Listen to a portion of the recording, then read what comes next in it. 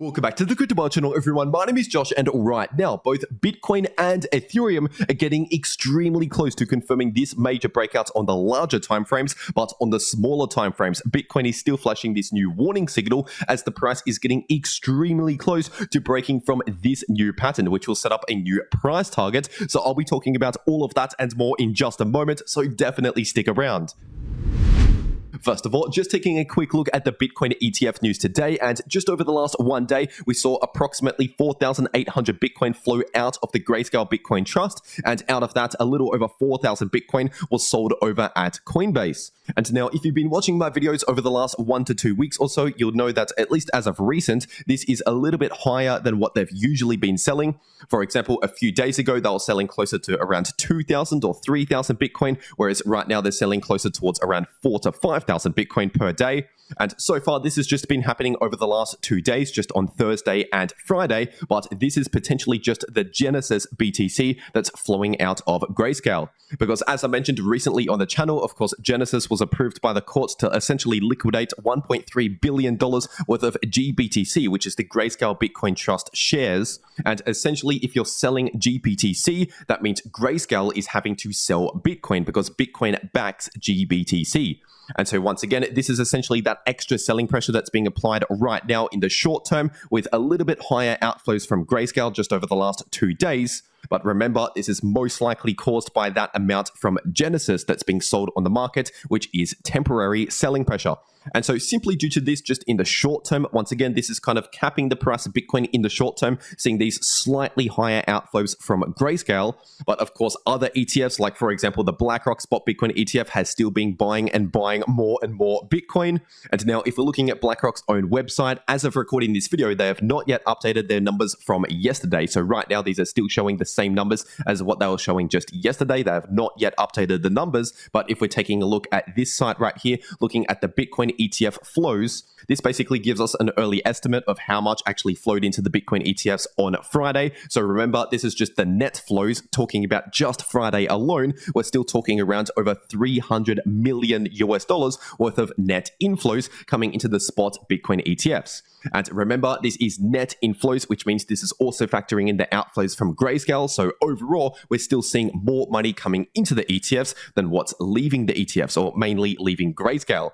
And now I just want to clear up how the Bitcoin ETFs actually work, because a lot of people are still confused about the spot Bitcoin ETFs. A lot of people, for example, think BlackRock is buying billions of dollars worth of Bitcoin with BlackRock's own money just to trade the market and make profit on Bitcoin. But that is not true at all, because essentially BlackRock is offering their spot Bitcoin ETF and all of the other ETF providers are offering their spot Bitcoin ETF on the US stock market. And then, for example, if an investor, it could be you or me, if we simply buy one of these spot Bitcoin ETFs, for example, BlackRock's ETF is IBIT. And basically, if we buy IBIT shares, IBIT shares, that's buying their BlackRock Spot Bitcoin ETF, the iShares Bitcoin Trust. And basically, that money goes to BlackRock, and then BlackRock has to buy Bitcoin with that money to back the ETF. And so this is not BlackRock's billions of dollars of their own money trying to trade the price of Bitcoin, buy low, sell high. And so this does not mean they're about to dump billions of dollars on the market to try and dump the price lower to buy more Bitcoin. Because once again, this is essentially investors' money that are coming into the BlackRock ETF, and then BlackRock is having to buy Bitcoin to back the ETF, and BlackRock essentially earns a fee on the ETF. And so for as long as there's demand for these ETFs, for example, regular investors like you or I, or institutions or pension funds, anything that's buying these ETFs, of course, that's putting money into the ETFs. And then the ETF providers or the ETF managers like BlackRock, for example, are taking that money and they have to buy Bitcoin to back their ETF. And so I just wanted to clear that up because there's a lot of comments going around saying, wait until BlackRock finally sells all of these billions of dollars worth of Bitcoin to try and buy back lower. But that's not how it works at all. Because once again, BlackRock can only actually sell this Bitcoin if the investors that are investing in the Bitcoin ETF are withdrawing their money from the ETF. Then in that case, BlackRock can sell the Bitcoin if demand is pulling out of the ETF, if we're seeing outflows like what we're seeing from Grayscale. But once again, as of right now, we're still seeing net inflows, which means more money coming into the ETFs overall than what's leaving the ETFs. But anyway, taking a look at the Bitcoin charts today, looking at the weekly Bitcoin chart, and right now the price of Bitcoin is still trading above $50,000, at least as of recording this video, which means if the price simply stays above 50,000 for the next 1.5 days approximately, this could potentially confirm the breakout above the golden pocket. Because as of right now, there's only around 1.5 days to go until we see this weekly candle close confirm. And once again, if we see that weekly candle close confirm above the golden pocket, above 50,000, that confirms the breakout. And in that case, we could potentially see a fairly quick move up to all-time highs, which will likely play out over the coming weeks or months. But it's also important to remember that historically speaking, throughout Bitcoin's history, throughout the Bitcoin halving cycles, Bitcoin's never actually broken out into new all-time highs before the halving. It basically always breaks out into new all-time highs after we see the halving. And now, obviously, nothing is impossible. Of course, it's still technically possible. We could see an all-time high before the halving, but it's just important to understand that that is a less likely scenario if we're looking at Bitcoin's history. And so once again, if history is any indication of what we could potentially expect, we're most likely going to see Bitcoin all-time highs sometime after the halving, potentially shortly after the halving. And remember, the halving is in April. And if we're taking a look at the 3-day Bitcoin chart, right now we're still seeing that volatile move play out to the upside, but potentially very soon this volatile move could be ending.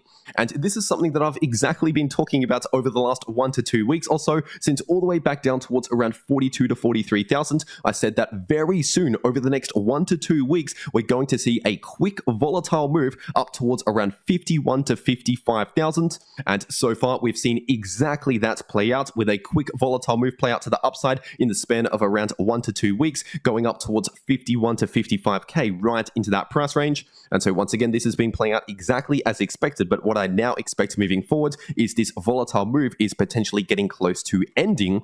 But it's important to understand that just because the volatile section of this move is close to ending or potentially already ended, that does not necessarily mean the bullish trend has ended. For example, if we're looking back in January 2023 or around October going into November 2023, we can also see these signals flash and these extremely volatile moves to the upside. And then following those volatile moves to the upside that played out over around 1 to 2 weeks, we still continued higher later on, with the bullish trend continuing later on. It was just a slightly more mild price action, not as volatile straight to the upside.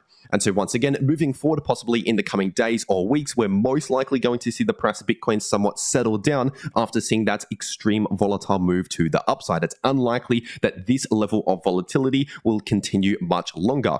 And if we're taking a look at the daily Bitcoin chart, as of right now, of course, the RSI is still currently overbought, with the momentum here in the daily Bitcoin MACD currently slightly losing some bullish momentum. But with that being said, overall, we're still very much looking more bullish than bearish. It's not like we've confirmed a massive bearish trend reversal or anything like that. Once again, just in the somewhat shorter term here, we're basically slowing down. We're losing some bullish momentum in the short term. And as I mentioned in my last video, potentially on the weekend, when the Bitcoin ETFs are not trading because the stock market is closed on the weekend, it's possible we could see some sort of sideways consolidation or possibly a pullback over the weekend, considering we don't have all of that extra buying pressure adding to the Bitcoin price over the weekend. But obviously, as soon as Monday comes around, of course, the US stock market opens back up again, which means the Bitcoin ETFs begin trading again. And if we're still seeing those massive inflows, that will add more and more buying pressure to Bitcoin starting next week again. And so once again, overall, when we're looking at the larger trend and momentum, we're still clearly looking bullish. It's just right now in the somewhat short term here, we're losing a little bit of that bullish momentum. And if we're zooming further into the short term, looking at the 4-hour Bitcoin chart, obviously right now this short-term bearish divergence is so far playing out very nicely, because usually these bearish divergences play out in the form of either choppy sideways price action or possibly a slight pullback as the most common outcomes from a bearish divergence. And so once again, right now this is still currently playing out, and potentially over this weekend, we could continue to see this play out in the form of either sideways price action or possibly a bit of a pullback once again. And if we're zooming further into the short term, looking at the 45-minute chart, right now the price of Bitcoin is forming a new symmetrical triangle pattern, also known as a horizontal triangle pattern. And right now this ascending line of support is currently sitting at roughly around 51.8k.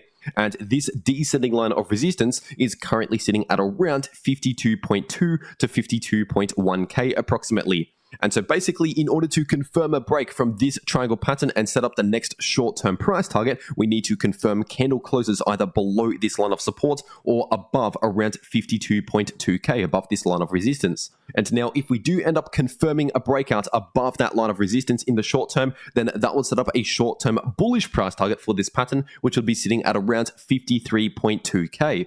But on the other hand, if we confirm a break below that line of support, then that would set up a bearish price target sitting at around 50.8k approximately. And so obviously we're not talking about a massive move here because we're only on the 45-minute chart. This is looking at the imminent short term. And so we're looking at a possible 2% move in either direction once we confirm a break either below support or above resistance. And now considering this is on a much smaller time frame, of course, it doesn't take much to see a quick wick to the upside or to the downside. And so personally, if I'm trading this move, I'll not be trading with a significant amount of money. And so, for example, with larger patterns and more significant patterns on larger timeframes, perhaps I'll trade with a more significant amount. But on smaller timeframes like this, once again, I would not necessarily go very heavy into a trade if I'm trading this move right here, whether it's to the downside with a short position or to the upside with a long position once we confirm a break of one of these levels. But obviously, that is not personal financial advice for you because I don't know your personal financial situation. I'm just letting you know my personal trading strategy when it comes to these breakout trades.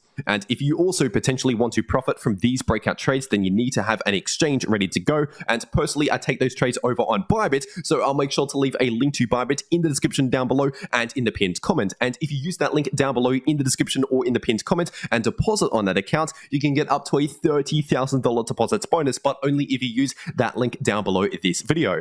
But for whatever reason, if you cannot access Bybit or if you cannot KYC on Bybit, there is also Bitflex, which is another crypto exchange similar to Bybit, but you don't need KYC for Bitflex. And also right now, Bitflex is running an exclusive Apple Watch Series 9 giveaway. If you use the link down below this video, it'll take you to this page right here. And if you want to enter this giveaway in the running for a brand new Apple Watch Series 9, all you need to do is sign up to Bitflex using the link down below this video, deposit $100 worth of crypto or more, and to make just one trade on the derivatives market over at Bitflex to enter this giveaway. And so obviously, if you're trading crypto anyway, or if you're preparing to take the next trade, you might as well get set up ready to go either on Bybit or Bitflex using those links down below this video if you want to get those extra bonuses or potentially enter this giveaway.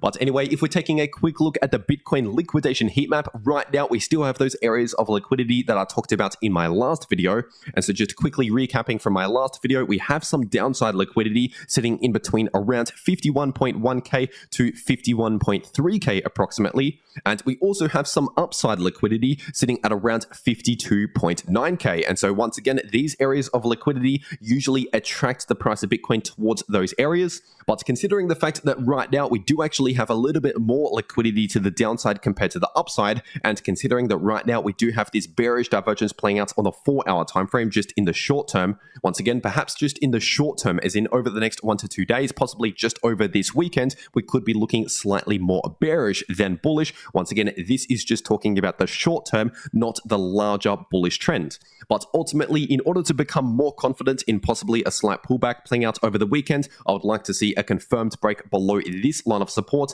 once again sitting at around 51.8k, because if that happens, then once again that would potentially set up this short-term bearish price target, so we could likely see a short-term pullback over the weekend if we first confirm a break below this line of support. But remember, all of this is just talking about the short term, as in possibly over this weekend. But when we're zooming out to the much larger time frames, we're clearly still within a larger bullish market. And if we're taking a look at the ETH to US dollar chart on the weekly time frame, the price of ETH is also playing out a larger bullish trend here on the weekly time frame, also known as a bull market. And just like Bitcoin, we're around 1.5 days away from potentially confirming this breakout above the golden pocket. So we still need to see that weekly candle close confirm, ideally above around 2.7k in order to confirm this breakout. And in that case, the next important resistance on the weekly time frame to pay attention to is this Fibonacci level combined with this previous high, which is sitting in between around 3.4k to 3.5k, acting as resistance. And if we're zooming into the daily time frame, of course, right now, just like Bitcoin, the RSI is still overbought on the daily time frame, with the MACD showing a slight loss in bullish momentum just in the short term here. But ultimately, in terms of the larger trend and momentum, of course, we're still more bullish than bearish. We have not confirmed a bearish cross or anything like that. But it's just important to point out that in the short term, we have lost some bullish momentum, which is why we're perhaps seeing the price cool off after seeing that extreme volatile move to the upside.